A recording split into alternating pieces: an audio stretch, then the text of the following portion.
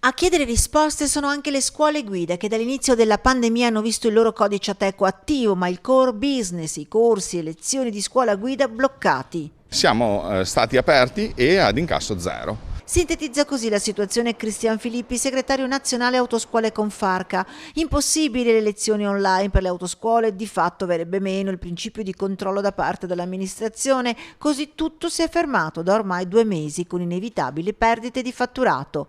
Il primo spiraglio è giunto a maggio grazie alla Regione Veneto. La Regione Veneto con una nota dell'8 di maggio ci riconsente di ripartire con le attività formative pratiche sui veicoli destinati ad uso scuola guida. La prima regione d'Italia stiamo facendo da apripista fondamentalmente nel rispetto sia dei DPCM che delle ordinanze ministeriali. Un passo in avanti, ma non basta, serve che anche la motorizzazione civile si muova. Da oggi le autoscuole del Veneto sono in grado di poter ricominciare le esercitazioni pratiche. Adesso noi chiediamo a gran voce alla motorizzazione di riprendere anche con gli esami di guida.